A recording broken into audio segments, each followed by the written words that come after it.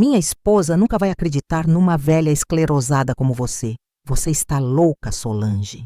Essa foi a última frase que meu genro, Felipe, cuspiu na minha cara antes de perceber que havia cometido o maior erro de sua vida miserável.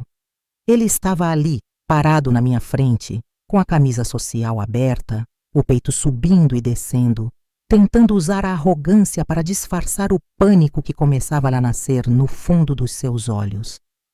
Ele achava que meus 64 anos eram minha fraqueza. Achava que meus cabelos brancos e minhas mãos, que às vezes tremiam ao segurar a xícara de café, eram sinais de que eu já não servia para nada. Mas ele esqueceu uma lição básica da natureza. Não existe criatura mais perigosa na face da terra do que uma mãe vendo a cria ser ameaçada. E naquela manhã de sábado, quando eu enfiei a chave de bronze na fechadura da porta do banheiro e a girei com uma força que eu nem sabia que tinha, eu deixei de ser a dona Solange, a professora aposentada e gentil do bairro da Muca. Naquele segundo eu me tornei o juiz, o júri e a carcereira.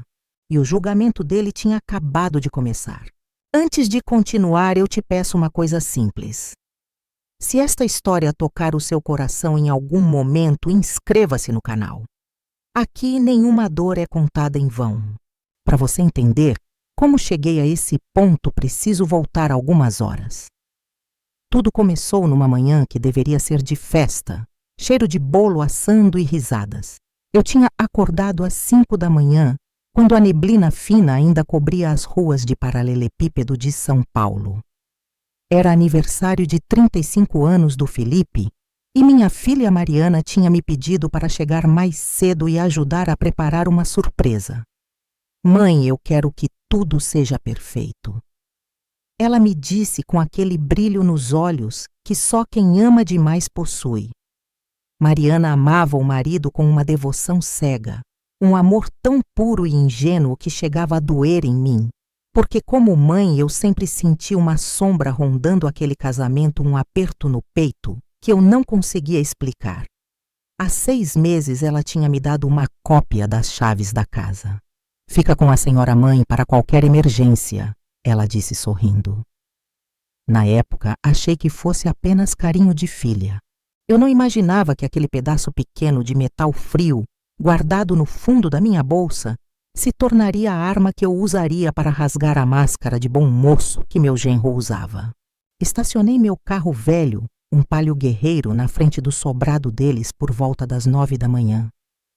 Mariana tinha saído cedo para o mercado municipal buscar a picanha para o churrasco e Felipe tinha dito que iria para na academia. A casa estava silenciosa, com as venezianas ainda meio fechadas para bloquear o sol que começava a ficar forte. Eu carregava sacolas com farinha, ovos e leite, condensado, planejando fazer o bolo de coco gelado que o Felipe dizia ser o favorito dele. Abri o portão com cuidado, sem fazer barulho, querendo manter a surpresa, caso alguém ainda estivesse dormindo. Mas assim que coloquei os pés na sala, um arrepio gelado subiu pela minha espinha. O ar estava pesado. Não era o silêncio de uma casa dormindo. Era o silêncio do pecado. Sobre a mesa de jantar, uma garrafa de vinho aberta pela metade e 2 taças sujas. Uma delas tinha a marca de um batom vermelho, sangue na borda. Parei sentindo meu estômago revirar. Mariana nunca bebia vinho de manhã e aquele batom, aquele vermelho vulgar e chamativo, não era do feitio da minha filha, que preferia tons nudes e discretos. Meu coração começou a bater descompassado, martelando contra as costelas como se quisesse me avisar. Vá embora, Solange. Dê meia volta. Finja que não viu, mas meus pés, movidos por um instinto que não controlamos, continuaram andando. Foi então que ouvi risadinhas. Vinham do corredor que levava à suíte principal. Eram risadas abafadas cúmplices. A voz grave de um homem dolorosamente familiar, sussurrando coisas que eu não conseguia distinguir, respondida pela risada aguda e arrastada de uma mulher. Caminhei devagar, prendendo a respiração. A porta do banheiro social no final do corredor estava entreaberta. O vapor quente saía pela fresta carregando o cheiro forte de sabonete de jasmim, o sabonete caro da Mariana, mas que agora estava perfumando a pele de outra pessoa. Fiquei paralisada, segurando o batente da porta para não cair. Pela fresta eu vi. Felipe não estava na academia. Ele estava ali sem camisa, com a pele brilhando de suor e vapor as mãos na cintura de uma mulher que estava sentada na bancada da pia, com as pernas entrelaçadas nele. E aquela mulher não era minha filha. Era a Camila, a prima distante dele. A prima que Mariana acolheu como irmã, que vinha jantar aos domingos, que abraçava minha filha e a chamava de irmãzinha. Naquele instante, meu mundo desabou. Não pela surpresa, mas pela crueldade da cena. Eles estavam se beijando. Não era um beijo roubado, era um beijo de posse, de deboche, uma traição cometida dentro da casa que minha filha pagava com o suor do trabalho dela. Minha mão escorregou e bateu na porta, fazendo um rangido seco. Os dois pularam de susto e olharam para a porta. O silêncio que se seguiu durou 3 segundos, os 3 segundos mais longos da minha existência.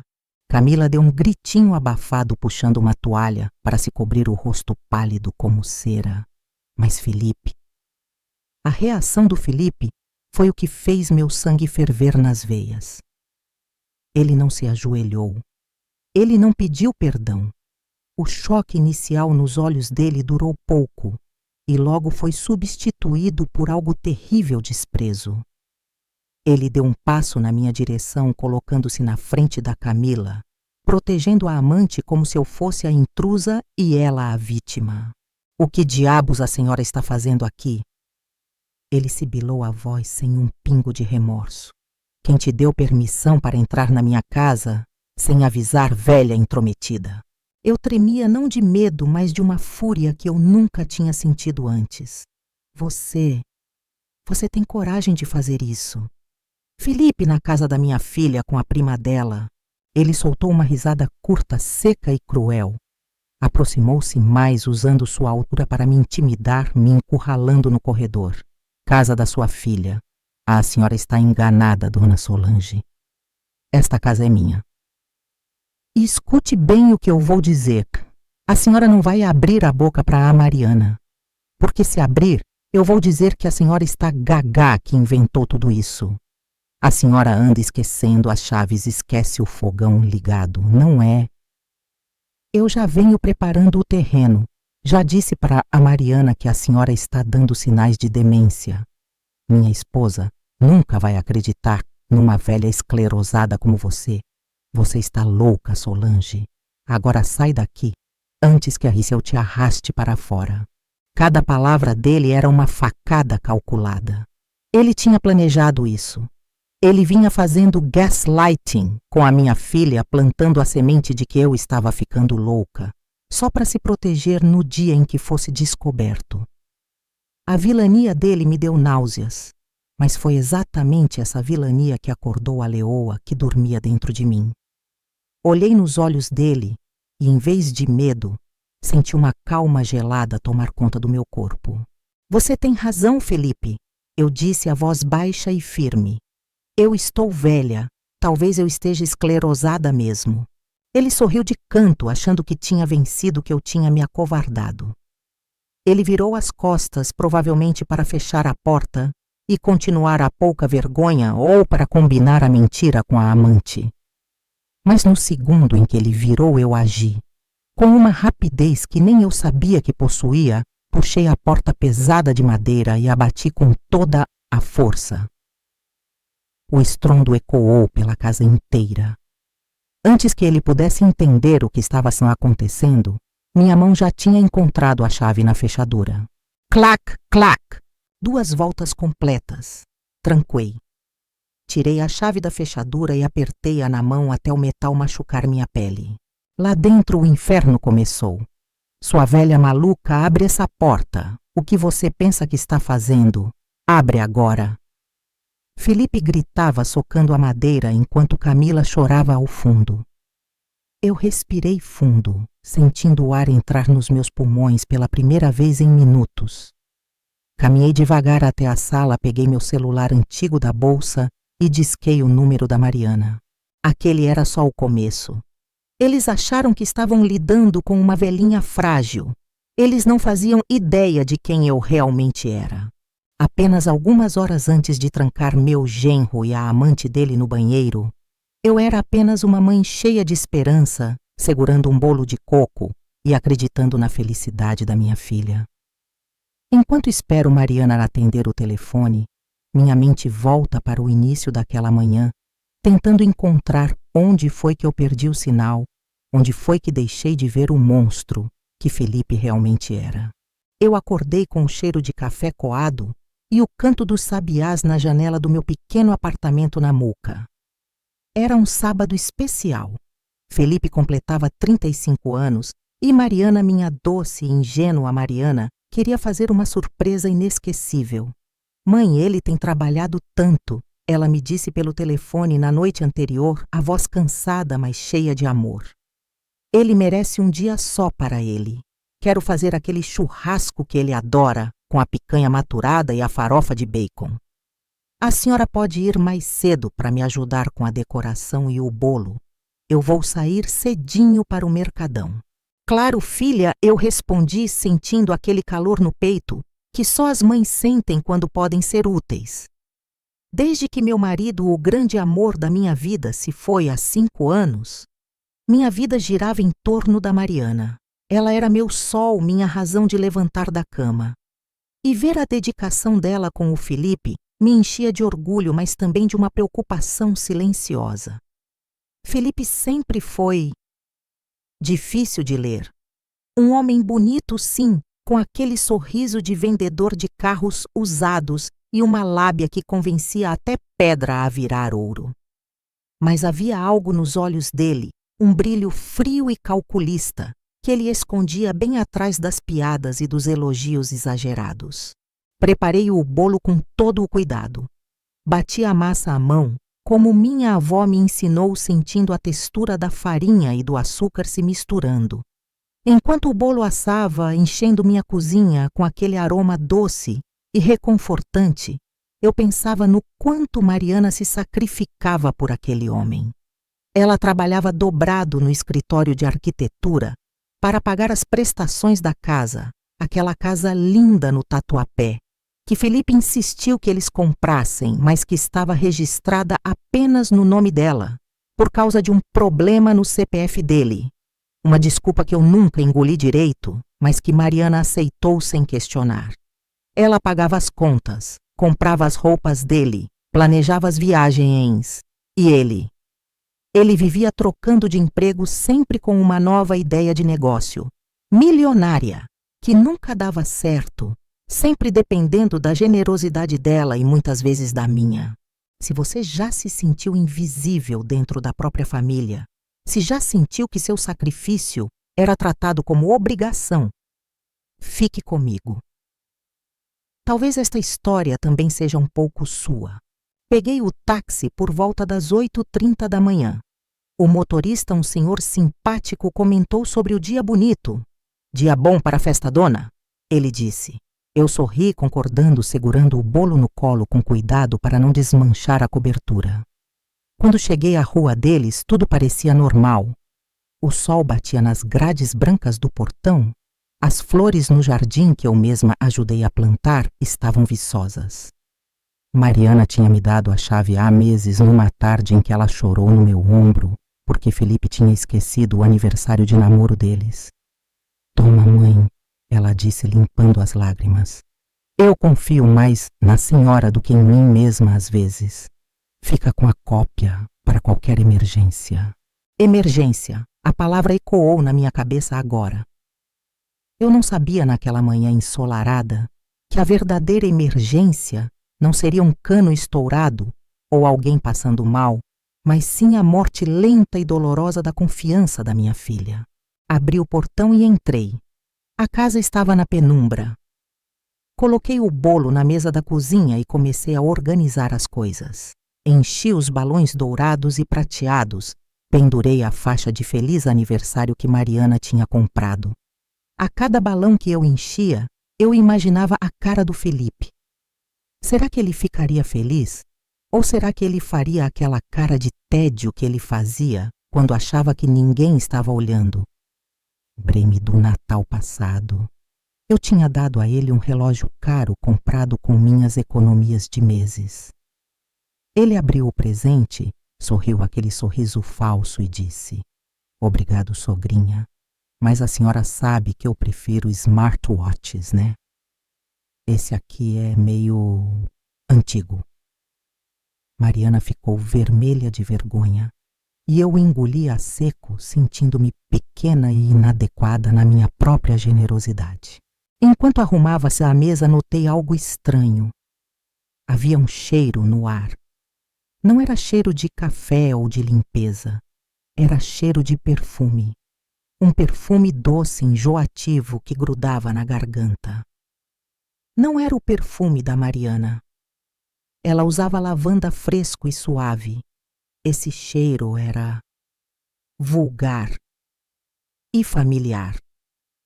Tentei me lembrar de onde conhecia aquele aroma.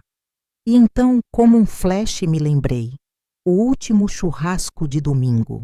Camila, a prima. Ela usava aquele perfume forte, espalhando seu cheiro por toda a casa, abraçando Felipe, douradamente rindo alto demais das piadas dele, servindo-se da carne antes de todo mundo.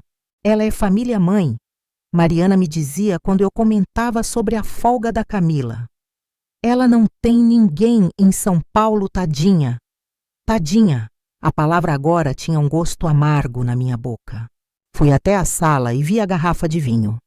Eram 9h15 da manhã. Quem bebe vinho tinto às 9 da manhã num sábado? A taça com a marca de batom estava ali como uma afronta. Peguei a taça na mão. O vidro estava frio. O resto de vinho no fundo parecia sangue coagulado. Foi nesse momento que ouvi o primeiro som, não as risadas, mas algo antes disso. Um gemido, baixo abafado, vindo do fundo da casa. Meu corpo congelou. Meu primeiro pensamento foi: alguém está passando mal.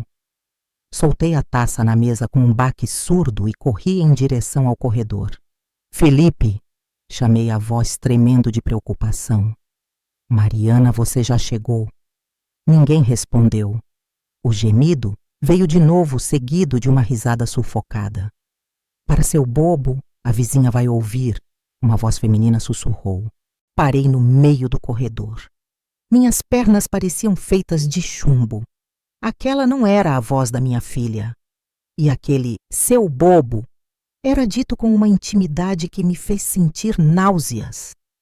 Olhei para a porta do quarto de hóspedes. Fechada. Olhei para a suíte do casal. Fechada. Mas a porta do banheiro social, aquela estava entreaberta. E a luz estava acesa. Dei mais um passo. O cheiro do perfume barato ficou mais forte, misturado agora com o vapor do chuveiro. E então eu vi a roupa. No chão do corredor, largada como lixo, estava uma camisa social azul. A camisa que Mariana tinha dado de presente para o Felipe na semana passada. E ao lado dela, um vestido. Um vestido curto de estampa de oncinha que eu tinha visto Camila usar no Instagram no dia anterior com a legenda "Sextou com o proibido". O proibido! Meu Deus! O chão sumiu debaixo dos meus pés. Não era um ladrão. Não era uma doença. Era uma doença moral. Uma podridão que estava acontecendo debaixo do teto da minha filha na casa que ela pagava no dia do aniversário do marido que ela idolatrava. Eu queria gritar. Queria correr até a cozinha, pegar uma faca e acabar com aquela pouca vergonha. Mas algo me segurou. Uma voz antiga, talvez a voz da minha mãe, sussurrou no meu ouvido: "Calma, Solange. Se você gritar agora, eles vão negar. Eles vão dizer que você entendeu errado. Você precisa ver. Você precisa ter certeza." Respirei fundo, engolindo o vômito que subia na garganta. Dei o último passo até a fresta da porta. E foi aí que eu vi a cena que queimaria na minha retina para sempre. Felipe e Camila. A traição encarnada. A ingratidão materializada em suor e pele. E naquele momento, enquanto eu via meu genro beijando a prima da minha filha, eu entendi tudo. As viagens de trabalho de última hora. As noites em que ele chegava tarde cheirando a bebida. O dinheiro que sumia da conta conjunta. As críticas constantes à minha memória, as piadinhas sobre eu estar ficando gagá. Não eram coincidências, era um plano. Um plano cruel e meticuloso para me desacreditar, para me tirar do caminho para que ele pudesse continuar sugando minha filha até deixá-la seca. Eles não contavam com uma coisa, eu tinha a chave. E eu tinha chegado mais cedo.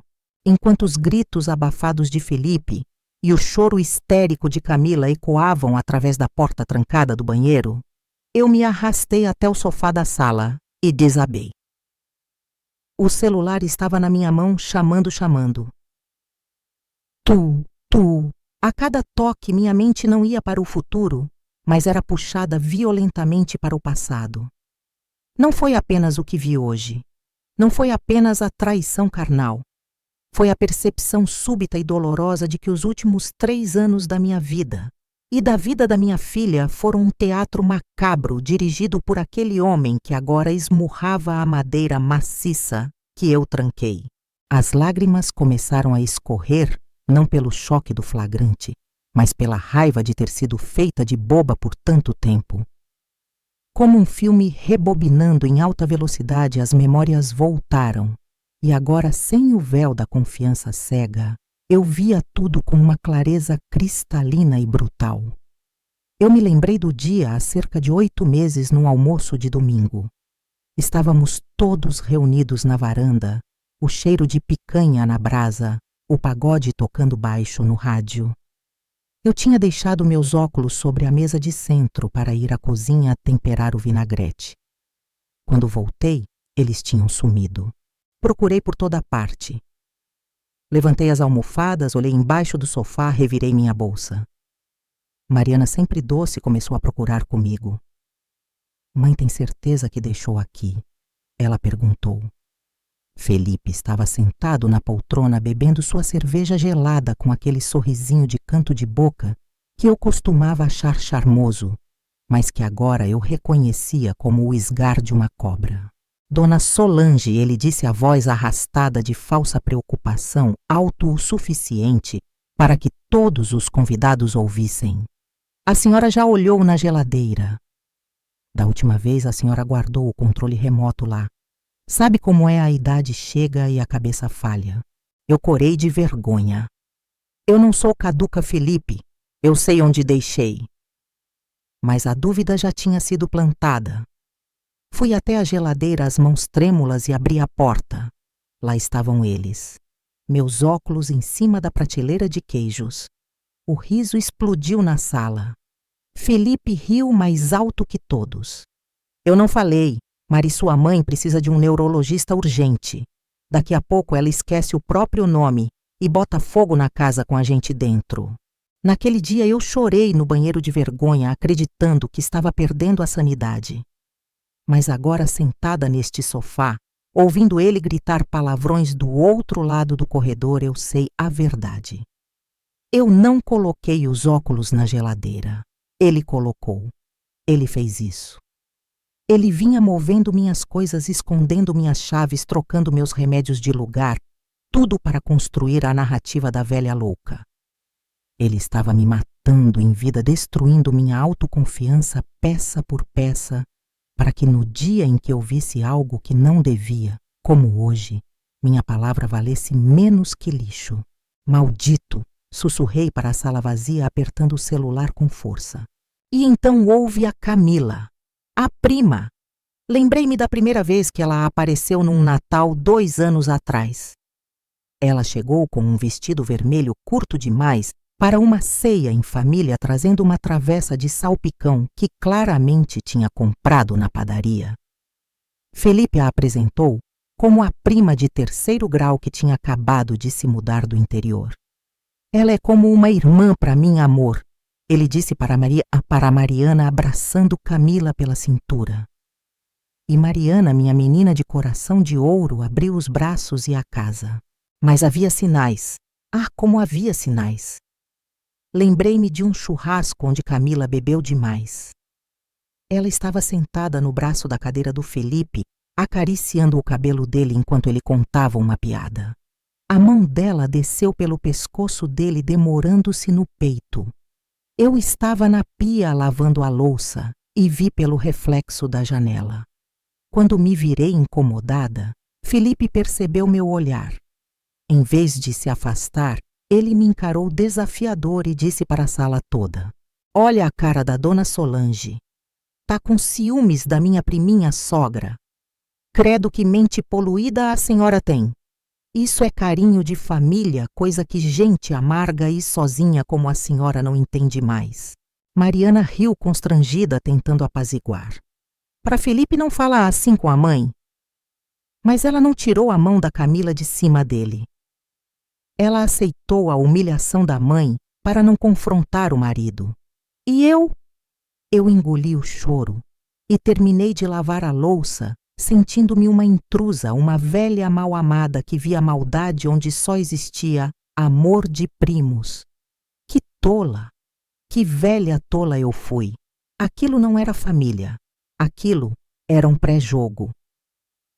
Eles estavam esfregando a traição na nossa cara, rindo da nossa cegueira, se excitando com o risco de serem pegos. O celular parou de chamar. Mariana não atendeu. Liguei de novo. Enquanto o tom de chamada soava, outra memória me atingiu, dessa vez mais dolorosa porque envolvia o dinheiro suado da minha filha. Foi há 6 meses. Mariana chegou na minha casa com olheiras profundas. Felipe queria investir numa franquia de açaí. Ele dizia que era a oportunidade da vida, que eles ficariam ricos. Mas precisavam de capital. Ele queria que Mariana fizesse um empréstimo no nome dela, dando o apartamento, o único bem sólido que ela tinha, como garantia. Eu fui contra. Eu gritei. Eu disse: "Filha, não faça isso. Esse homem nunca parou em emprego nenhum. Se der errado, vocês perdem o teto." Naquele dia, Felipe veio até a minha casa. Ele não bateu na porta. Ele a escancarou. Entrou na minha sala, o rosto vermelho de raiva, apontando o dedo na minha cara. "Você é um câncer na nossa vida, Solange." Ele gritou, cuspindo as palavras. "Você tem inveja da nossa felicidade. Você quer que a Mariana seja uma fracassada igual a você, uma viúva que vive de contar moedas de aposentadoria. Você está envenenando minha esposa contra mim. Se você abrir a boca para falar mal dos meus negócios de novo, eu proíbo a Mariana de pisar nesta casa. Eu faço você morrer sozinha." Ouviu bem, sozinha. Eu tremi naquele dia. Não por mim, mas porque vi o medo nos olhos da minha filha quando contei a ela. E o que ela fez? Ela assinou o empréstimo. Ela se endividou até o pescoço para provar lealdade a ele, para provar que não estava sendo envenenada pela mãe. E onde estava a da franquia de açaí agora? Nunca saiu do papel. O dinheiro evaporou em taxas, consultorias fantasmas. E agora eu sei em jantares caros, motéis de luxo e presentes para a Camila. O som de algo quebrando dentro do banheiro me trouxe de volta ao presente. "Abre essa porta, sua velha. Desgraçada, eu vou derrubar isso aqui." Felipe berrou. A voz dele estava rouca, desesperada. "Camila está passando mal. Ela é claustrofóbica. Se acontecer alguma coisa com ela, eu te mato." Eu me levantei e caminhei até a porta do banheiro. Encostei a testa na madeira fria. "Ela não é claustrofóbica, Felipe." Eu disse com uma calma que me assustou. "Ela só está com medo de perder a vida mansa. E você não vai derrubar nada. Essa porta é de peroba rosa maciça instalada pelo meu falecido marido. É mais forte que o seu caráter." "Mãe!" A voz veio do celular, pequena e distante. Eu tinha esquecido que estava chamando. Levei o aparelho ao ouvido rapidamente. Mariana, minha voz falhou. Oi, mãe. Desculpa, estava escolhendo a carne. O açougue estava cheio. O que foi? A senhora precisa de alguma coisa para a festa. Esqueceu o fermento de novo. Ela riu leve e feliz. A inocência na voz dela foi como uma facada no meu peito. Ela estava comprando carne para celebrar a vida do homem que estava neste exato momento nu e trancado com a amante no banheiro da casa dela. Como eu contaria isso? Como eu destruiria o mundo da minha filha numa frase? Filha, comecei e as lágrimas voltaram quentes e salgadas. Onde você está? Estou no carro chegando. Mãe, sua voz está estranha. Aconteceu alguma coisa com o Felipe? Ele se machucou na academia? A preocupação dela. A maldita preocupação dela com ele. Respirei fundo. Eu precisava ser forte. Não podia gaguejar. Mariana, escute bem. Não é o Felipe que se machucou. É a gente que se machucou, filha. Vem pra casa, agora. E traga o Roberto com você. O Roberto, o marido da Camila. Por que, mãe, você está me assustando? Só vem, Mariana, e se prepare. Porque o presente que o Felipe preparou para nós, você não vai acreditar. Desliguei antes que ela pudesse perguntar mais. O silêncio voltou a reinar na sala quebrado apenas pelos soluços abafados que vinham de trás da porta trancada. Olhei para a chave na minha mão. Ela estava quente. A tempestade estava chegando. E eu era o trovão que anunciava o fim do mundo deles. O silêncio que se instalou na casa após eu desligar o telefone com a Mariana era mais assustador do que os gritos. Lá dentro do banheiro, Felipe e Camila tinham parado de esmurrar a porta. Talvez estivessem vestindo as roupas. Talvez estivessem cochichando um álibi. Ou talvez apenas o peso da realidade tivesse finalmente esmagado a arrogância deles. Eu estava sozinha na sala cercada pelos balões prateados que eu mesma tinha enchido com tanto amor 1 hora antes. Agora aqueles enfeites de festa pareciam zombar de mim, testemunhas mudas de uma celebração que tinha se transformado em velório. Olhei para o relógio na parede. 9h45. Mariana levaria pelo menos 20 minutos para chegar do açougue, dependendo do trânsito da marginal. 20 minutos. Tempo suficiente para pensar, ou tempo suficiente para descobrir o quão fundo aquele buraco realmente ia. Meus olhos varreram a sala procurando algo que me desse uma resposta, algo que explicasse como um homem podia dormir ao lado da minha filha todas as noites e apunhalá-la pelas costas ao amanhecer. Foi quando meus olhos pousaram na mochila de couro preta, jogada displicentemente sobre a poltrona do canto, a famosa mochila da academia do Felipe. Ele nunca deixava ninguém tocar naquela mochila. São minhas coisas, Dona Solange, privacidade é bom. E eu gosto. Ele dizia sempre que eu tentava arrumar a sala. Mas hoje, a privacidade dele estava trancada num banheiro a 5 metros de distância. Levantei-me, minhas pernas ainda trêmulas, mas movidas por uma curiosidade mórbida. Eu precisava saber se ele era capaz de trair a esposa com a prima dentro da própria casa, do que mais ele seria capaz. Abri o zíper. O cheiro de couro misturado com desodorante masculino subiu. Não havia roupas de ginástica ali, nem toalha, nem tênis. A primeira coisa que encontrei foi uma caixinha de veludo vermelho da Vivara. Meu coração falhou uma batida. Será que era para a Mariana abrir? Dentro um colar de ouro branco com um pingente de diamante solitário. Lindo, caro. Muito mais caro do que qualquer coisa que ele já tivesse dado à minha filha nos últimos 5 anos. Puxei o pequeno cartão que estava preso no fundo da caixa.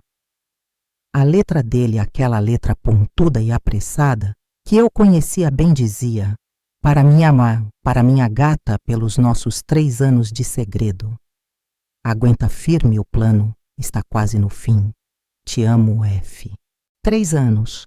O ar faltou nos meus pulmões. Eu tive que me sentar no braço do sofá. 3 anos. Isso significava que a traição começou 6 meses depois do casamento. Camila não era um deslize. Ela era a segunda esposa.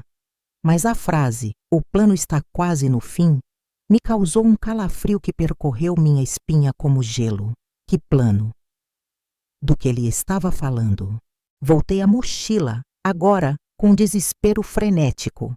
Afastei a caixinha de joias e encontrei uma pasta azul de elástico no fundo. Puxei-a para fora. Estava pesada. Abri a pasta sobre a mesa de centro, empurrando as taças de vinho sujas para o lado. O que vi ali fez a traição carnal parecer brincadeira de criança. O primeiro documento era um contrato de empréstimo bancário. Valor 150.000 sequestrado, a garantia. A casa da Mariana. Meus olhos correram pelas linhas e pararam na assinatura. Lá estava Mariana S. Oliveira. Mas a tinta parecia hesitar em alguns pontos. Eu sou mãe. Eu corrigi os cadernos de caligrafia da minha filha por anos. Eu conhecia a curva do M dela, o laço do A. Aquela não era a assinatura da Mariana. Era uma falsificação. Uma falsificação boa, mas feita por alguém que treinou muito. Felipe tinha falsificado a assinatura da própria esposa para hipotecar a casa que ela lutou tanto para comprar, provavelmente para comprar aquele diamante que estava na caixinha de veludo. Canalha! A palavra saiu da minha boca como um cuspe. Mas havia mais. Havia muito mais. Embaixo do contrato de empréstimo, havia uma folha impressa de um site jurídico. O título me fez parar de respirar. Processo de interdição judicial por incapacidade civil, senilidade e demência. E grampeado a isso um rascunho escrito à mão por ele listando sintomas da sogra. Eu li sentindo meu estômago revirar. Item 1. Esquece o fogo ligado. Fui eu que deixei ligado de propósito dia 12/08. Item 2. Perde objetos de valor esconder a carteira dela semana que vem. Item 3. Agressividade repentina. Objetivo final. Tutela dos bens imóvel na Moca Pensão. Ele não estava apenas tentando me desacreditar para encobrir a traição. Ele queria me interditar. Ele queria me declarar louca perante a lei para colocar as mãos na minha casa, no meu único patrimônio na segurança da minha velhice. Ele e a Camila não estavam apenas vivendo um romance proibido. Eles eram uma quadrilha. Eles estavam montando um dossiê para me internar num asilo e ficar com tudo e o que eu e meu marido levamos uma vida inteira para construir. O plano está quase no fim do cartão. Significava que eles estavam prontos para agir. Se eu não tivesse entrado aqui hoje, se eu não tivesse visto o que vi, em quanto tempo eu estaria dopada numa clínica geriátrica barata, enquanto eles bebiam champanhe na minha varanda. Uma onda de náusea me atingiu tão forte que tive que correr para a pia da cozinha. O bolo de coco lindo e branco em cima da mesa parecia agora um monumento à minha ingenuidade. Eu estava ali para celebrar a vida de um homem que estava planejando a minha morte civil. Lavei o rosto com água fria tentando parar de tremer. Eu precisava ser fria. Eu não podia desmoronar agora. Eu tinha as provas. Eu tinha a confissão escrita, o roubo, a conspiração. Foi então que ouvi o som. O ronco do motor de um carro parando em frente ao portão. O carro da Mariana.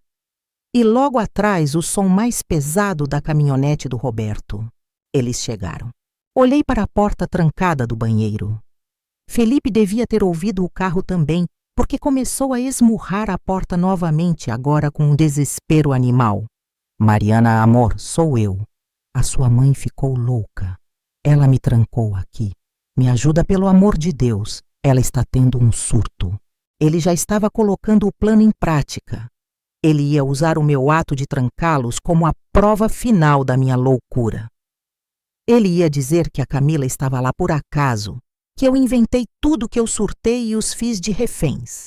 Peguei a pasta azul, peguei a caixinha de joias, coloquei tudo em cima da mesa de jantar, bem ao lado da garrafa de vinho e das taças sujas de batom. Era um altar de destruição. O vinho do adultério e os papéis da ruína financeira. Respirei fundo, endireitei a coluna e caminhei até a porta da frente. Minha filha estava prestes a entrar no inferno, e eu seria o guia dela. Não para queimá-la, mas para garantir que ela atravessasse as chamas e saísse do outro lado viva, enquanto os demônios ficavam para trás. Girei a maçaneta da porta de entrada. O sol da manhã invadiu a sala escura, machucando meus olhos. Mariana estava descendo do carro, segurando sacolas de carvão e carne, com um sorriso confuso no rosto, ao ver o carro do Roberto também parando. Ela ainda não sabia. Ela ainda era a mulher feliz e casada. "Mãe!" Ela gritou do portão, a voz cheia de inocência. "Por que o Roberto está aqui? Aconteceu alguma coisa com a festa." Olhei para ela segurando as lágrimas. Eu daria minha vida para não ter que ser a portadora daquela notícia. Mas a verdade é a única forma de amor que resta quando a mentira apodrece tudo. Entre filha, eu disse, minha voz ecoando estranhamente calma na rua silenciosa. "E deixa as sacolas no chão. Você não vai precisar de carne hoje. Hoje nós vamos cortar outra coisa." O saco de carvão escorregou das mãos da Mariana e atingiu o chão com um baque surdo, espalhando uma nuvem de pó preto sobre o piso de porcelanato imaculado da entrada. Foi a única resposta que ela conseguiu dar à minha ordem estranha. Roberto, logo atrás dela, parou com a chave do carro ainda na mão, o senho franzido numa expressão que misturava confusão e um alerta primitivo. Eles olhavam para mim parada no meio da sala, como uma estátua de sal com os olhos vermelhos, mas secos. O sol lá fora brilhava com aquela alegria irritante dos dias de festa, mas aqui dentro a tempestade já tinha começado. "Mãe, o que está acontecendo?" Mariana perguntou, a voz trêmula, dando um passo à frente. "Por que você está com essa cara? Onde está o Felipe?" Eu não precisei responder. A resposta veio de trás de mim, abafada pela madeira maciça, mas inconfundível. "Mariana, amor, graças a Deus." A voz de Felipe explodiu do corredor, carregada daquela urgência teatral que ele usava tão bem. Sua mãe enlouqueceu. Ela teve um surto psicótico. Ela me trancou no banheiro. "Chama a polícia.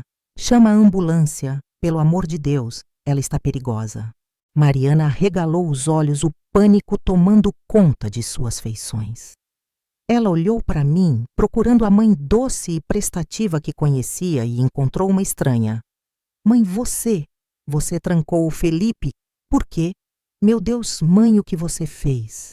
Ela fez menção de correr para o corredor, movida pelo instinto de salvar o marido vítima. Mas eu levantei a mão.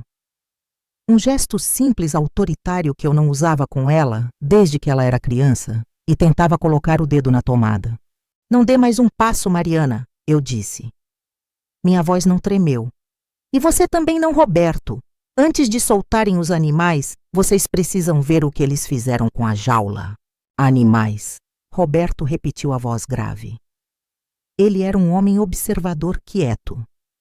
Enquanto Mariana estava focada no pânico, os olhos de Roberto já tinham varrido a sala. Eles pararam na mesa de jantar, na garrafa de vinho aberta, nas 2 taças, na mancha de batom vermelho e, finalmente, na camisa social azul e no vestido de oncinha jogados no chão do corredor que eu fiz questão de não recolher.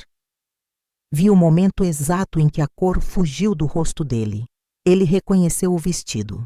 Lá de dentro, Felipe mudou a tática. Percebendo que Mariana não tinha corrido para abrir a porta imediatamente, ele apelou para o medo. "Mariana, a Camila está aqui. Ela veio me trazer um presente de aniversário e sua mãe surtou. Ela trancou nós 2. A Camila está passando mal, ela está sem ar. Você quer que a sua prima morra asfixiada por causa da loucura da sua mãe. A menção do nome Camila fez Mariana paralisar. Ela olhou para Roberto, depois para mim e finalmente para Mestre, para a porta trancada. A Camilas. Ela sussurrou como se o nome fosse um gosto ruim na boca. Por que a Camila estaria no banheiro com você, Felipe? E por quê? Porque você está gritando como se estivesse. Ela não terminou a frase. O cérebro dela lutava para não conectar os pontos, porque conectar significava destruir a própria vida. Eu não sei. Ela entrou para usar o banheiro e sua mãe empurrou a gente. Mariana, abre logo. Essa porcaria. Sua mãe está gagá. Ela inventou uma história na cabeça dela. Eu caminhei até a mesa de centro. Peguei a pasta azul que tinha tirado da mochila dele. O peso daquele papel era maior do que o de uma âncora. Ele diz que estou louca, filha. Falei olhando nos olhos dela. Diz que estou velha, que invento coisas. É isso que ele tem dito a você nos últimos meses, não é? Que esqueço as chaves, que deixo o gás ligado. Ele preparou você para este momento. Para que quando a verdade batesse na sua cara, você escolhesse acreditar na mentira dele em vez de acreditar na sua mãe.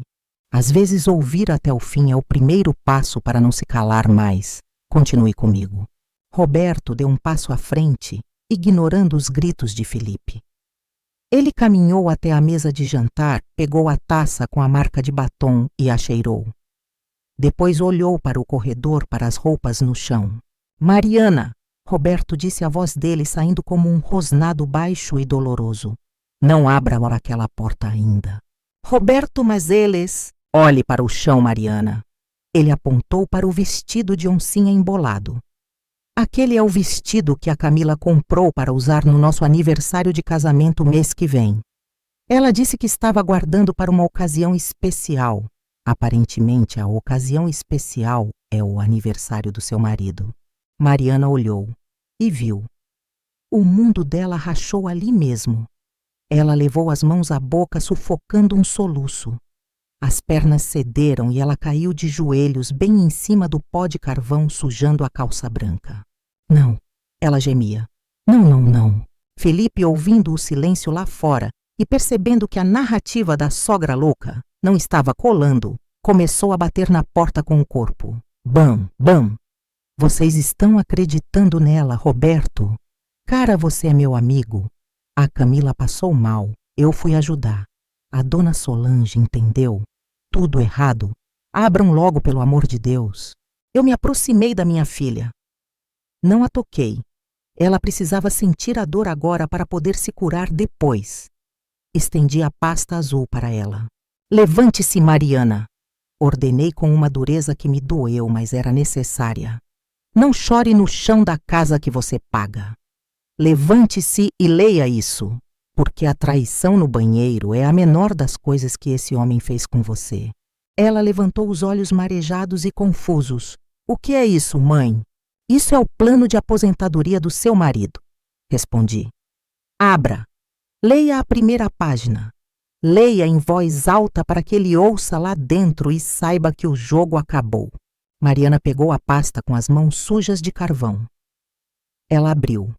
O primeiro documento era o pedido de interdição. Ela leu o título.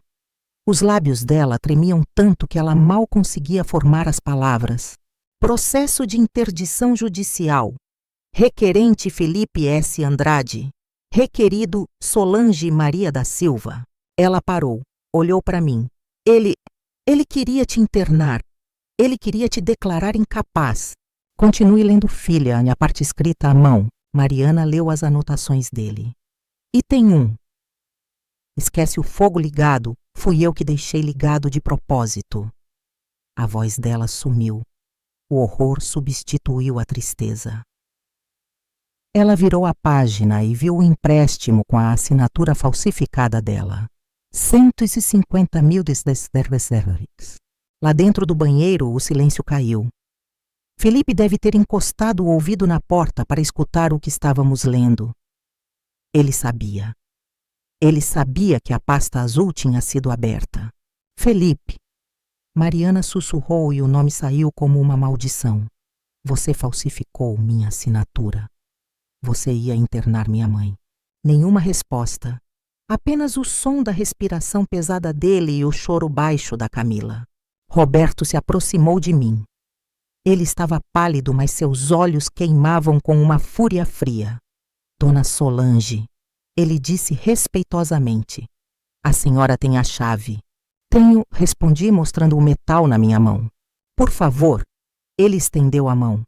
Eu gostaria de ver a cara da minha esposa quando ela tentar explicar por que está nua com o meu amigo no banheiro da prima dela. Olhei para Mariana.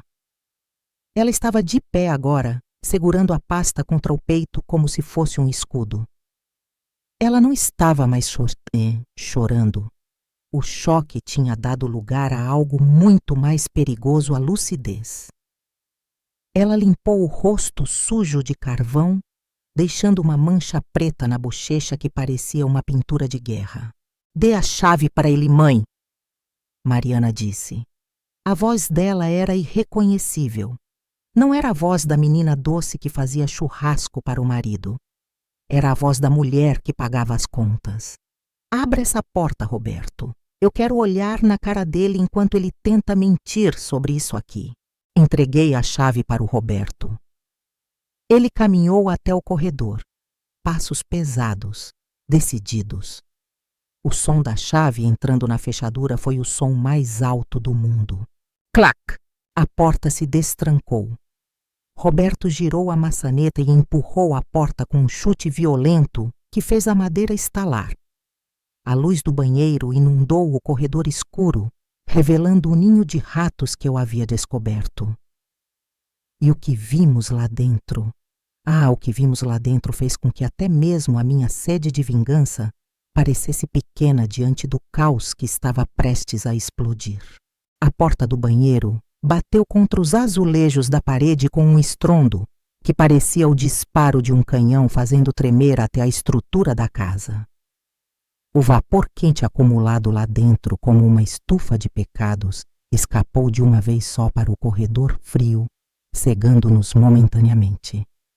Mas quando a névoa se dissipou, a realidade que se revelou diante de nós era mais feia, mais suja e mais patética do que qualquer pesadelo que amestei que eu pudesse ter imaginado. Camila estava encolhida no canto do box de vidro, tentando cobrir o corpo com uma toalha de rosto minúscula, tremendo como um animal acuado. Felipe, por outro lado, estava de pé, vestindo apenas a calça jeans mal abotoada que ele devia ter puxado às pressas, enquanto nós líamos os documentos na sala. O peito dele subia e descia, suado vermelho, não de vergonha, mas de uma raiva animal por ter sido encurralado. Eu esperei do fundo do meu coração ver um pingo de arrependimento.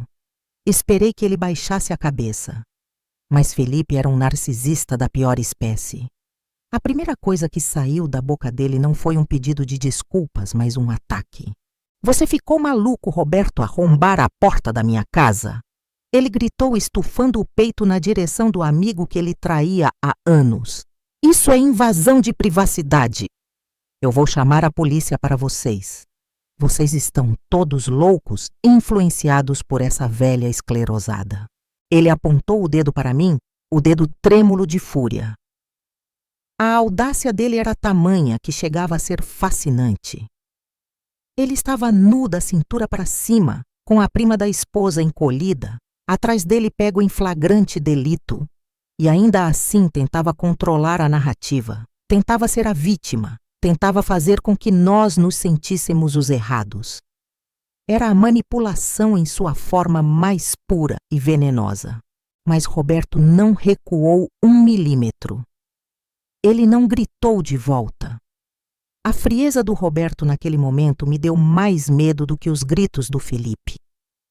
Ele enfiou a mão no bolso e sacou o celular. Flash, flash, flash.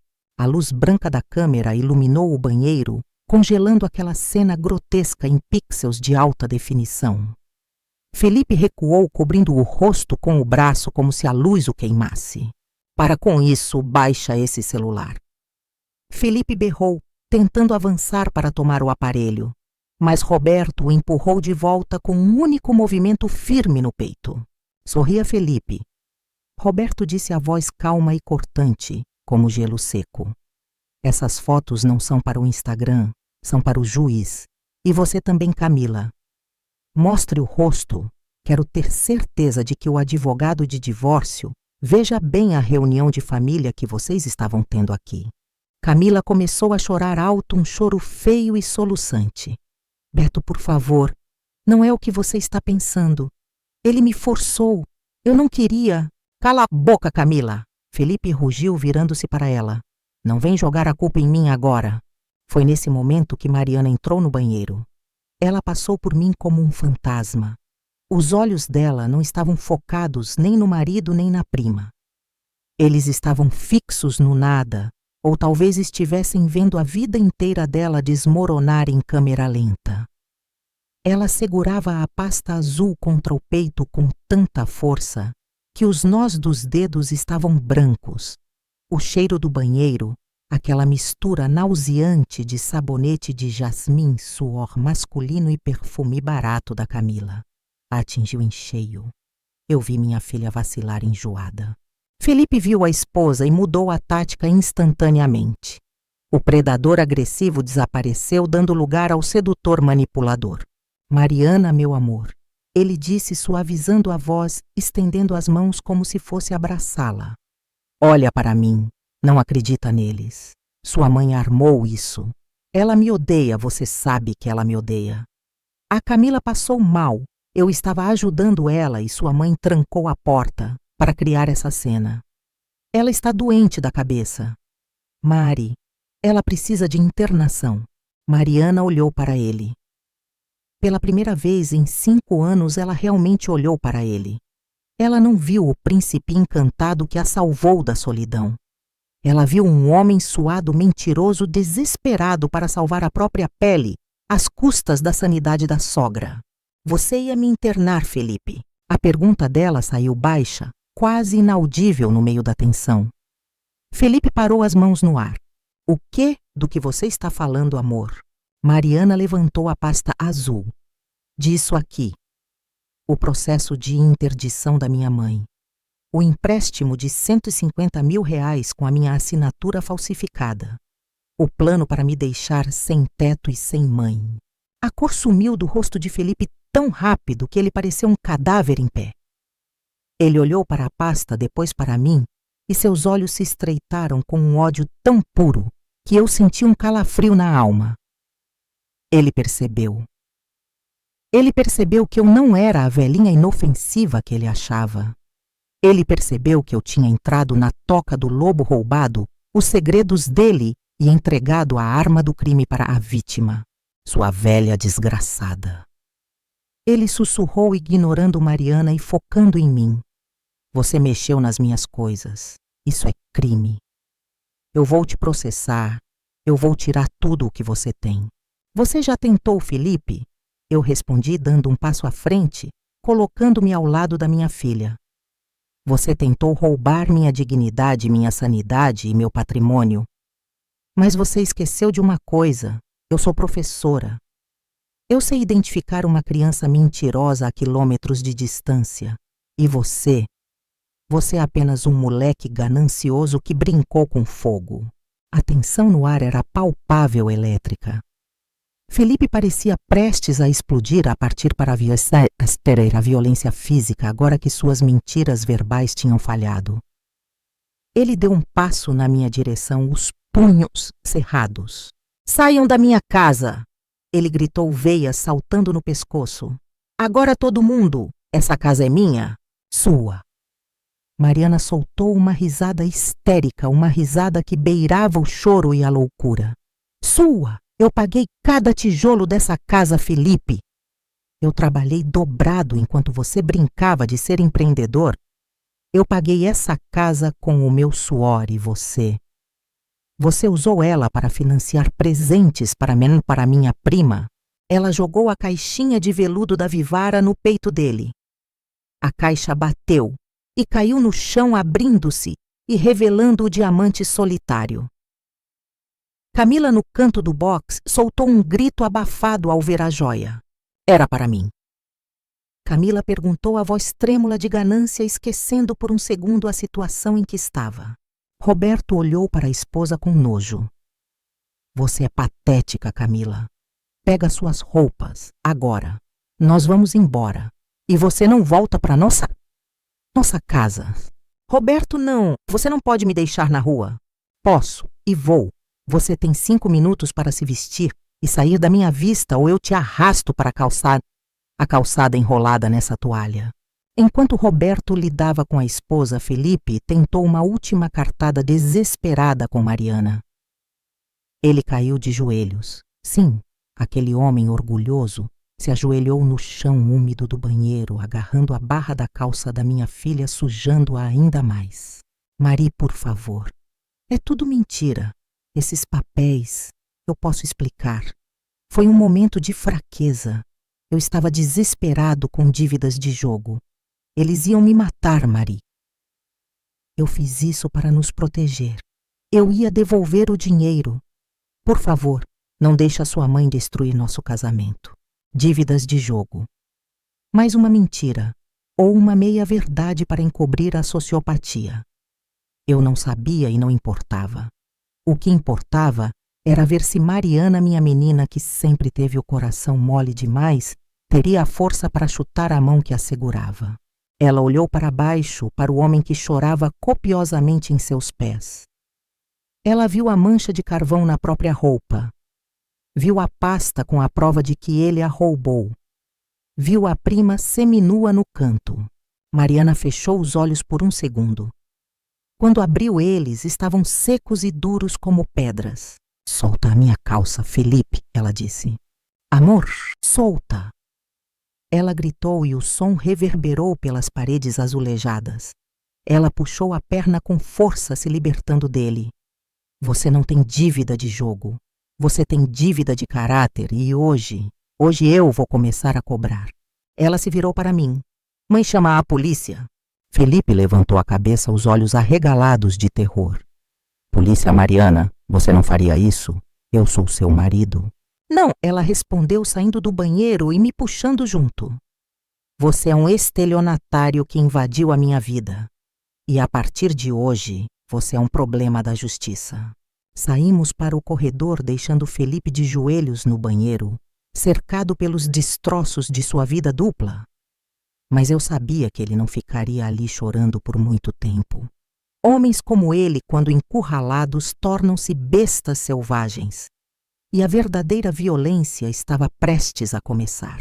A sala de estar, que poucas horas antes eu havia decorado com balões prateados e faixas de feliz aniversário, agora parecia um campo de batalha após um bombardeio.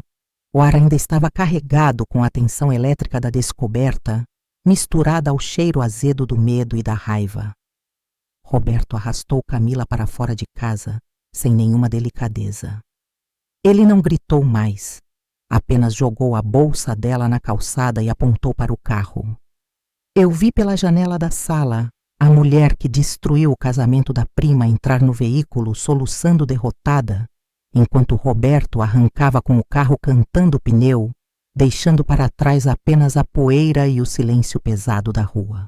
Lá dentro restávamos nós três, eu, minha filha, e o monstro que ela chamava de marido. Felipe saiu do corredor abotoando a camisa social azul, a mesma que estava jogada no chão minutos antes, com uma calma perturbadora. Ele tinha parado de chorar. O pânico de ser pego em flagrante havia se transformado em algo muito mais sinistro, uma arrogância fria e calculista. Ele olhou para Mariana, que estava sentada no sofá, abraçada à pasta azul, como se fosse sua única boia salva-vidas num mar revolto. E depois olhou para mim. O ódio que ele emanava era tão palpável que quase podia ser tocado. Você está satisfeita agora, Solange? Ele perguntou a voz baixa e venenosa. Você conseguiu o que queria. Destruiu a vida da sua filha. Parabéns. Espero que esteja orgulhosa. Eu não recuei. Eu não destruí nada, Felipe. Eu apenas acendi a luz. A sujeira já estava lá, foi você quem a espalhou. Ele riu um som seco e sem humor e se virou para Mariana. Amor, você vai mesmo deixar essa velha te manipular? Olha para ela. Ela sempre teve ciúmes de nós. Ela sempre quis você só para ela, para cuidar da velhice dela. Ela armou tudo isso. A Camila foi uma armação. Eu fui drogado, eu não me lembro de nada. Sua mãe deve ter colocado alguma coisa na minha bebida. A audácia da mentira me fez prender a respiração. Ele estava tentando gaslighting em tempo real na minha frente, tentando reescrever a realidade que tínhamos acabado de presenciar. Era tão absurdo que chegava a ser patético, mas também era perigoso. Eu sabia o poder que ele tinha sobre a Mariana. Durante anos ele moldou a mente dela para duvidar da própria sanidade e confiar apenas nele. Mariana levantou a cabeça. Os olhos dela estavam vermelhos, inchados, mas havia neles uma dureza que eu desconhecia. Ela olhou para o marido, para aquele homem que estava tentando convencê-la de que a mãe dela era uma vilã maquiavélica e que ele, o homem nu no banheiro com a prima, era a vítima. Você acha que eu sou estúpida, Felipe? Mariana perguntou a voz rouca. Não, meu amor, claro que não. Você é inteligente. É por isso que eu sei que você vai ver a verdade. Sua mãe é tóxica. Ela é um câncer na nossa relação. Ela inventou esse papo de interdição, esses papéis. Qualquer um pode imprimir isso na internet. Ele deu um passo em direção a ela, estendendo a mão. Vem cá, vamos conversar no quarto, longe dessa louca. Eu vi o corpo da Mariana retesar. O medo antigo, o hábito de obedecer, lutava contra a nova realidade brutal. Mas então ela olhou para a pasta em seu colo, para a assinatura falsificada. E algo quebrou dentro dela. Não foi o coração, foram as correntes. Não dê mais um passo, Mariana disse, levantando-se. Ela não gritou. Ela falou com a autoridade de quem finalmente assumiu o controle da própria vida. Você me chamou de inteligente, Felipe. Então pare de insultar a minha inteligência. Eu vi. Eu vi você com a Camila. Eu vi a tatuagem que você fez nas costas semana passada àquela, que disse que era uma surpresa para mim, mas que agora eu sei que era para ela. E eu vi esses papéis. Você falsificou minha assinatura para hipotecar a minha casa, a casa que eu comprei. Nossa casa! Ele berrou, perdendo a compostura. A máscara de vítima caiu, revelando a face agressiva do abusador. Tudo o que é seu é meu. Nós somos casados em comunhão parcial de bens. Você me deve isso. Eu aguentei a sua família chata, a sua mãe insuportável, a sua mediocridade por 5 anos. Eu mereço metade de tudo. Você merece a cadeia. Eu interrompi, dando um passo à frente para me colocar entre ele e minha filha. E é para lá que você vai? Estelionato, falsidade ideológica, formação de quadrilha para interditar uma idosa. Minha advogada vai adorar esse caso. Felipe avançou para cima de mim, o rosto contorcido de fúria. Cala a boca, sua velha maldita. Se você não tivesse se metido, estaria tudo bem. Eu ia cuidar de tudo. Eu ia ser o tutor. E você ia ter um lugar decente para morrer sem encher o saco de ninguém. Ele confessou. No auge da raiva, ele admitiu o plano. Mariana soltou um grito abafado, levando a mão à boca. A confirmação verbal era a última pá de terra no caixão daquele casamento. Sai daqui. Mariana sussurrou. Depois mais alto. Sai daqui agora. Felipe parou, olhando de mim para ela. Ele percebeu que tinha perdido. Não havia mais manipulação possível. O jogo tinha acabado. Mas ele não sairia sem tentar destruir o que restava. Eu vou sair, ele disse, arrumando o colarinho da camisa com um gesto brusco. Mas não pense que acabou, Mariana. Eu vou tirar tudo de você. Vou tirar cada centavo. Você vai ter que vender essa casa para me pagar a minha parte. E você, Solange. Ele apontou o dedo na minha cara, o dedo tremendo de ódio. Você vai se arrepender do dia em que nasceu. Eu vou fazer da sua vida um inferno. Eu sei onde você mora. Eu sei a sua rotina. Você acha que venceu? Você só comprou uma guerra que não pode pagar. A ameaça pairou no ar densa e tóxica. Ele estava me ameaçando fisicamente, mas eu não senti medo, senti nojo. A única guerra aqui, Felipe, é você contra a sua própria incompetência, respondi, mantendo o olhar fixo no dele. Agora pegue sua mochila com suas joias diamante e saia da casa da minha filha. Se você não sair em 1 minuto, eu ligo para a polícia e digo que você está agressivo e se recusando a sair. E com as provas que temos na mesa, acho que eles não vão demorar a te levar. Ele olhou para uma mesa onde a caixinha da Vivara ainda estava aberta, o diamante brilhando ironicamente sob a luz da sala. Ele pegou a mochila com violência, jogou a caixinha dentro e caminhou até a porta. Antes de sair, ele se virou uma última vez. Você vai morrer sozinha, Mariana. Ele cuspiu as palavras. Ninguém vai te aguentar. Você é fraca. Sem mim, você não é nada. Mariana, que estava tremendo, ergueu o queixo.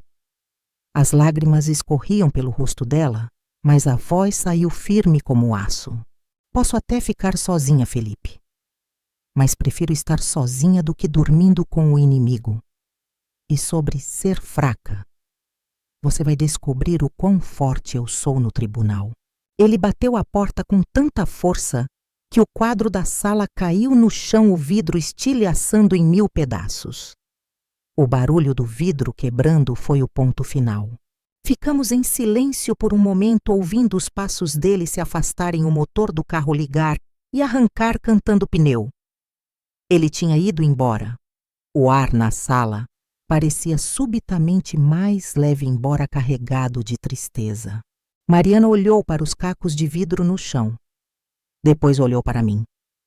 Ela não correu para os meus braços imediatamente. Ela parecia em choque, processando a violência emocional dos últimos 30 minutos. Ele disse que eu ia morrer sozinha. Ela murmurou, a voz falhando. Ele mentiu, filha.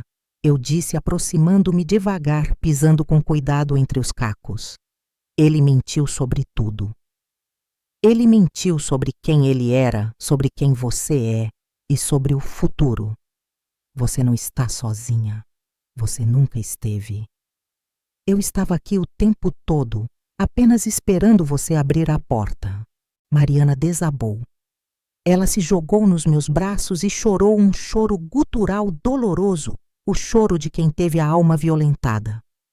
Eu a segurei, sentindo o corpo dela convulsionar, e fiz uma promessa silenciosa. Aquele homem nunca mais chegaria perto dela. A batalha de hoje tinha acabado, mas a guerra legal estava apenas começando. E eu estava pronta. O silêncio que se seguiu à partida de Felipe não foi de paz, foi de faxina. Não apenas a limpeza dos cacos de vidro que ele quebrou na sala, ou a lavagem compulsiva que Mariana fez no banheiro com água sanitária pura, como se tentasse esfregar a traição dos azulejos até que o cheiro dele desaparecesse. Foi uma faxina na vida. Naquela mesma tarde, antes mesmo do sol se pôr, chamamos um chaveiro. Eu fiquei sentada na varanda observando o homem trocar cada cilindro das fechaduras, sentindo um prazer quase físico ao ouvir o som do metal novo encaixando. Aquele era o som da segurança voltando. Felipe podia ter as chaves antigas, podia ter a audácia, mas ele nunca mais entraria naquela casa sem um mandado ou um ariete. Mas se eu achava que o pior já tinha passado, eu estava enganada. O domingo foi um dia de luto silencioso, mas a segunda-feira trouxe o verdadeiro horror. Fomos ao banco, logo cedo, eu e Mariana armadas com a pasta azul e a determinação de quem não tem mais nada a perder. Sentamos na frente do gerente, um homem chamado Sr. Carlos, que conhecia Mariana há anos.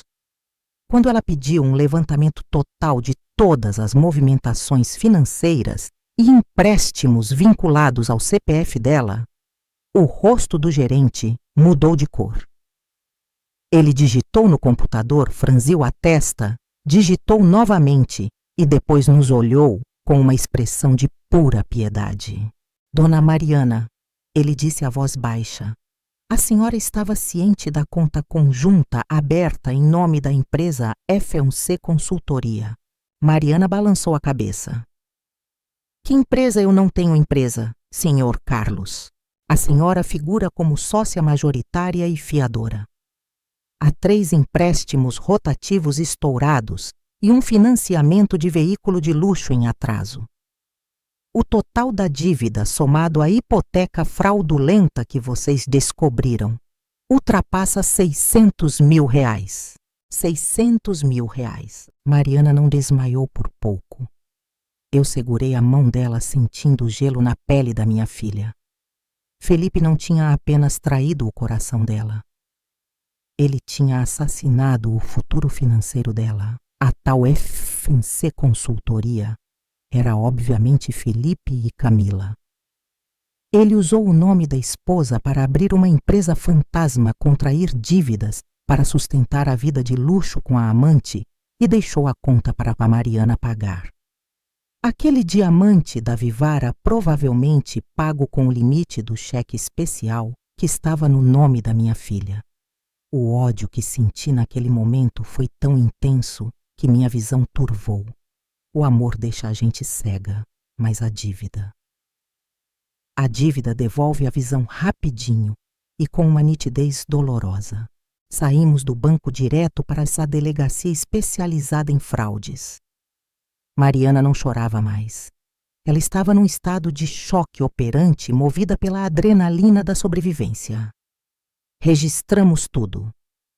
Cada papel, cada extrato, cada assinatura falsificada. O delegado nos disse que, com a quantidade de provas, Felipe não enfrentaria apenas um divórcio litigioso. Ele estava olhando para uma pena de reclusão por estelionato, falsidade ideológica e formação de quadrilha, já que Camila também assinava como beneficiária. E foi aí que o jogo virou de verdade. A notícia correu rápido. Na quarta-feira, Felipe foi demitido.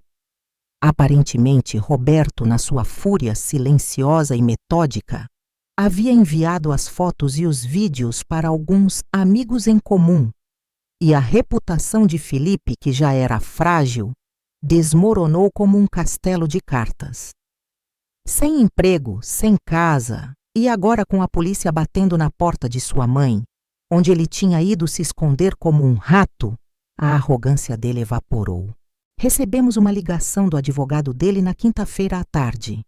Ele queria um acordo.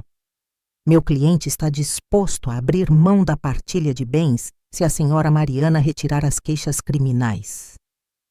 O advogado disse com aquela voz pastosa de quem sabe que está defendendo um perdedor. Eu tomei o telefone da mão da minha filha. Doutor?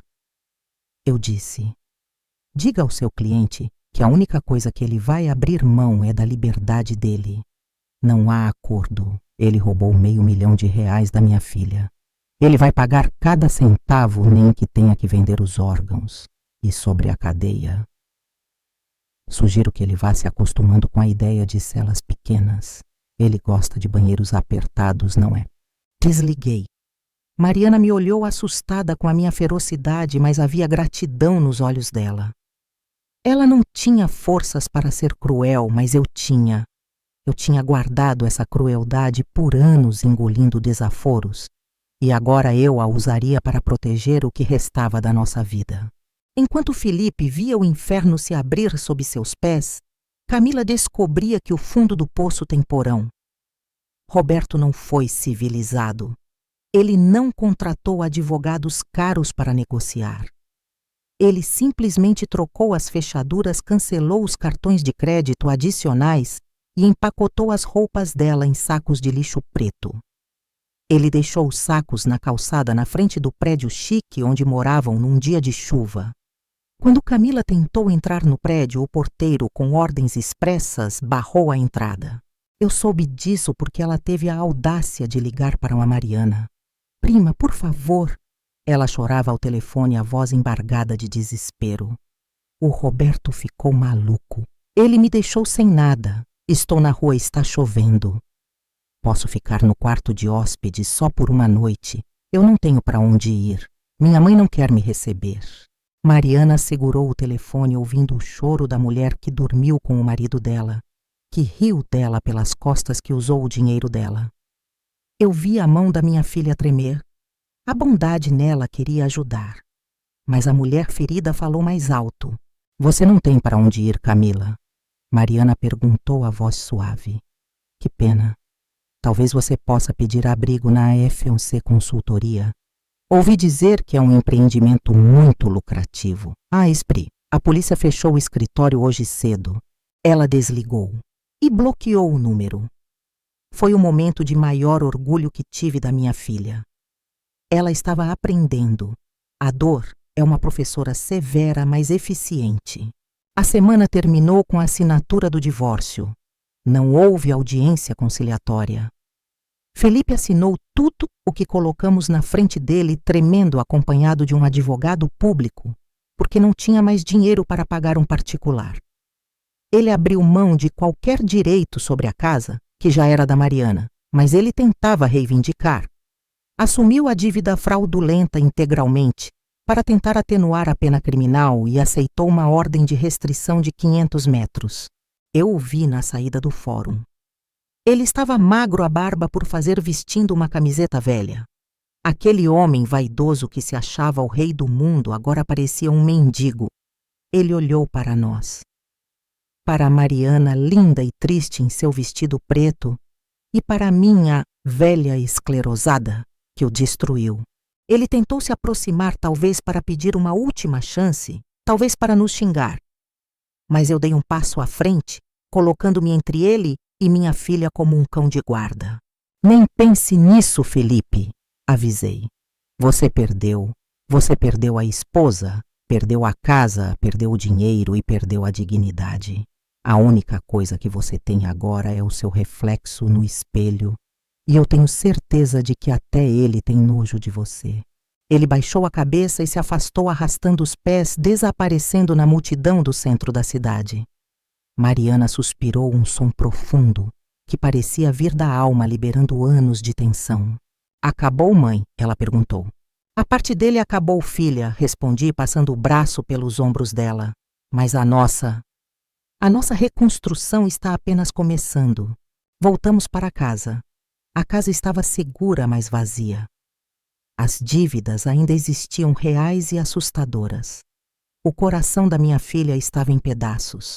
Mas nós estávamos livres, ou pelo menos era o que achávamos, porque a vida em sua ironia cruel ainda guardava um último capítulo para essa história. Um capítulo que aconteceria meses depois, quando a poeira baixasse e nós achássemos que o passado estava enterrado. O destino, ao que parece, gosta de cobrar juros. 2 anos. Foi o tempo que a vida levou para dar a volta completa e trazer o passado de volta à nossa porta, mas dessa vez não como um predador, e sim como um animal ferido rastejando por misericórdia.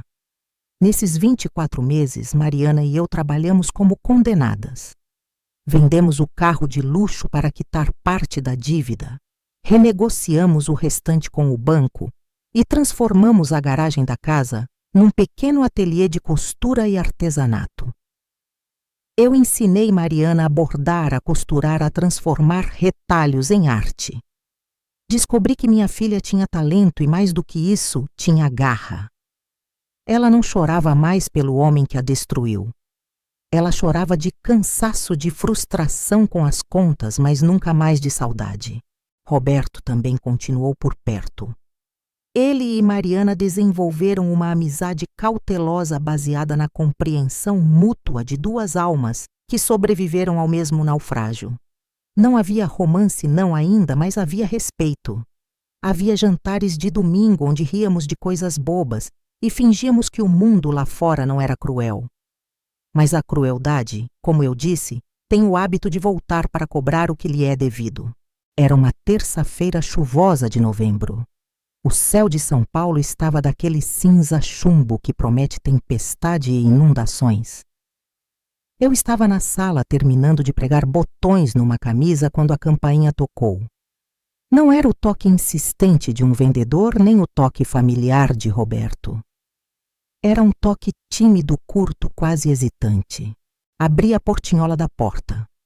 Do lado de fora, encharcado pela chuva, estava um homem que eu levei 10 segundos inteiros para reconhecer. Não era o Felipe, arrogante de terno e gravata. Não era o Felipe furioso do tribunal. Era uma sombra. Estava magro, esquálido, com a pele amarelada e os olhos fundos cercados por olheiras negras. Vestia uma jaqueta de nylon barata e puída e tremia de frio. Dona Solange. A voz dele era um chiado rouco. Por favor, eu preciso falar com a Mariana. Meu primeiro instinto foi bater a porta na cara dele. Mas a curiosidade e talvez uma pitada de choque me segurou. O que você quer aqui, Felipe? Você tem uma ordem de restrição. Se eu ligar para a polícia, você vai preso. Eu sei. Ele tossiu uma tosse feia profunda, que sacudiu o corpo magro dele. Pode chamar a polícia se quiser. Eu não me importo mais. Eu só preciso de ajuda. Por favor, eu estou morrendo. Aquelas palavras pairaram no ar úmido como uma sentença. Estou morrendo. Abri a porta, mas não o deixei entrar. Fiquei no vão bloqueando a passagem. Morrendo de quê? De vergonha, porque isso você devia ter morrido há 2 anos. Câncer, ele sussurrou. Estômago, estágio 4, o SUS. A fila é longa demais. Eu não tenho dinheiro para os remédios da dor. A Camila me largou quando o dinheiro acabou. Minha mãe faleceu mês passado. Eu não tenho ninguém, Dona Solange. Eu estou dormindo num albergue. O Felipe, o grande empresário, o homem que ria da minha velhice, dormindo num albergue e pedindo dinheiro para morfina. A justiça divina é às vezes tão brutal que nos tira o fôlego. Quem é mãe? A voz da Mariana veio da cozinha. Ela até apareceu no corredor secando as mãos num pano de prato. Quando viu Felipe, ela parou. O pano caiu das mãos dela. Ela não gritou. Ela não correu. Ela apenas olhou com uma mistura de horror e reconhecimento. Felipe, ele ergueu os olhos para ela. Eram olhos de cachorro pidão, mas sem a inocência. Eram olhos de quem sabe que perdeu tudo por culpa própria. Marie, me ajuda. Pelo amor de Deus, eu errei. Eu sei que errei, mas eu estou pagando. Olha para mim, eu estou pagando com a minha vida. Mariana caminhou até a porta. Ela ficou ao meu lado. Ela não tremia mais. A mulher que eu via ali não era a esposa submissa de 2 anos atrás. Era uma sobrevivente. Você quer dinheiro, Felipe? Ela perguntou a voz neutra. Eu quero perdão. E talvez se você pudesse me ajudar com os remédios. Eu sinto tanta dor, Marie. Dói o tempo todo. Ele chorou. Lágrimas verdadeiras misturadas com a chuva no rosto. Era patético. Era trágico. E era de certa forma o fim que ele desenhou para si mesmo. Mariana olhou para ele por um longo tempo. Eu vi a batalha interna nos olhos dela. A bondade natural dela lutando contra a memória da traição, do roubo, da humilhação. Se ela o ajudasse, estaria sendo fraca. Se ela o chutasse, estaria sendo igual a ele. Espere aqui, ela disse e virou as costas. Felipe soltou um soluço de esperança. Ele achou que tinha conseguido. Achou que a Mariana boazinha tinha voltado. Mariana foi até o quarto e voltou com a carteira. Ela tirou R$200. Não era muito, mas para nós, naquela fase de economia de guerra, era o dinheiro do mercado da semana. Ela voltou para a porta e estendeu as notas para ele. Felipe esticou a mão trêmula para pegar como um mendigo faminto. Toma, ela disse. Isso é para os remédios. Compre o que precisa para a dor. Obrigado, meu amor, obrigado. Ele tentou segurar a mão dela. Mariana puxou a mão de volta como se tivesse tocado em fogo. Não me chame de amor, ela disse fria como o mármore. E não confunda as coisas, Felipe. Eu não estou te dando isso porque eu te perdoei. Eu não perdoei. Eu nunca vou perdoar o que você fez com a minha mãe e comigo. Eu estou te dando isso porque eu sou humana. E ver um animal sofrendo na minha porta me incomoda. Mas é só isso, piedade, não amor. Felipe encolheu, diminuindo ainda mais dentro da jaqueta molhada. A palavra piedade doeu mais do que qualquer xingamento.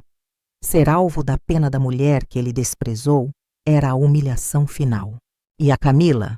Eu perguntei, incapaz de conter minha curiosidade mórbida. Onde está a grande parceira do crime? Felipe deu uma risada seca que terminou em outra crise de tosse. A Camila, ela está morando com um velho rico na praia. Assim que eu fui demitido e o dinheiro dos empréstimos acabou, ela disse que não nasceu para passar necessidade. Ela nem foi no enterro da minha mãe. Ela levou o resto das coisas que eu tinha no apartamento alugado. Até a televisão. A ironia era tão perfeita que parecia roteiro de novela. A mulher pela qual ele destruiu a família o abandonou no primeiro sinal de pobreza, roubando-o exatamente como eles planejaram me roubar. Vai embora, Felipe. Mariana disse, fechando a expressão. Compre seus remédios e não volte mais aqui. Se você voltar, eu chamo a polícia e não vou ter piedade de te ver morrer na cadeia. Só mais uma coisa. Eu me arrependo todos os dias. Guarde seu arrependimento para Deus, Felipe. Talvez ele tenha tempo para ouvir. Eu não tenho.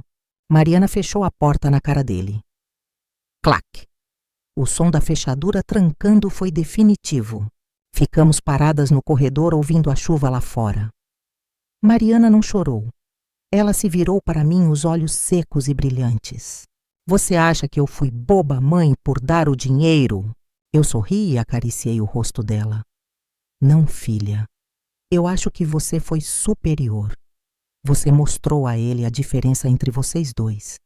Ele tirava tudo o que podia.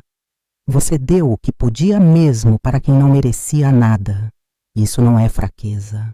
Isso é nobreza. Mariana suspirou e voltou para na cozinha. Vamos terminar de pregar os botões, mãe. Temos encomendas para entregar amanhã. A vida não para. E ela estava certa. A vida não parava. Felipe morreria 3 meses depois sozinho, num leito do hospital público. Nós soubemos por um amigo em comum. Não fomos ao enterro. Não havia nada para enterrar que já não tivesse morrido há 2 anos. Mas a morte dele marcou o fim oficial do pesadelo. E abriu espaço para o verdadeiro milagre que estava prestes a acontecer em nossas vidas. Um milagre que tinha olhos verdes, um sorriso tímido, e que já estava batendo na nossa porta, não para pedir, mas para oferecer um futuro. O telefone tocou numa madrugada fria de agosto, rompendo o silêncio da casa, que finalmente havíamos pacificado. Eu sabia quem era antes mesmo de atender. Era o hospital. Felipe tinha partido. Morreu sozinho numa cama de enfermaria do SUS, sem ninguém para segurar sua mão, sem ninguém para ouvir suas últimas palavras, se é que ele tinha alguma para dizer. Não houve glória, não houve drama, não houve nem mesmo aquela arrogância que ele vestia como uma armadura. Houve apenas o fim silencioso e medíocre de um homem que acreditou que poderia construir um castelo sobre a lama da mentira. Nós não fomos ao enterro. Mariana pagou pelas despesas básicas do sepultamento, um último ato de misericórdia para com o homem que um dia ela amou, mas não compareceu. Eu já me despedi dele naquele dia no banheiro, mãe. Ela me disse olhando pela janela.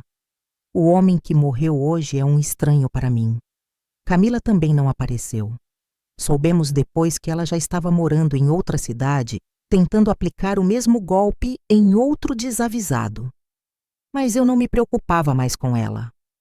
A vida tem um jeito curioso de cobrar suas dívidas, e a fatura dela, eu tinha certeza, ainda estava correndo juros. A morte de Felipe fechou a porta do passado com um baque surdo, Mas foi a vida que escancarou a janela do futuro. E esse futuro tinha nome e sobrenome e olhos verdes gentis. Roberto. A aproximação entre ele e Mariana não foi uma explosão de paixão como tinha sido com Felipe. Foi algo muito mais bonito. Foi uma construção. Começou com cafés tímidos, passou para jantares onde eles conversavam sobre a dor de terem sido traídos pelas pessoas que mais amavam e evoluiu para uma cumplicidade inquebrável. Roberto era tudo o que Felipe nunca foi. Ele não tentava isolar a Mariana. Ele a incentivava a expandir o ateliê. Ele não me tratava como um estorvo ou uma velha gagá. Ele me tratava com uma reverência que às vezes me deixava sem graça. Dona Solange, ele dizia sempre que chegava para jantar, trazendo flores não só para a namorada, mas para a sogra também. A senhora é a capitã deste navio. Sem a senhora nós teríamos afundado. Ele consertava as torneiras sem que eu pedisse e ouvia minhas histórias repetidas sem olhar para o relógio. E o mais importante, olhava para a minha filha como se ela fosse a coisa mais preciosa do mundo, não uma conta bancária a ser saqueada. 1 ano e meio depois daquele fatídico aniversário, Roberto pediu a mão da Mariana. Não houve joias da Vivara compradas com o dinheiro dela, nem promessas grandiosas de riqueza.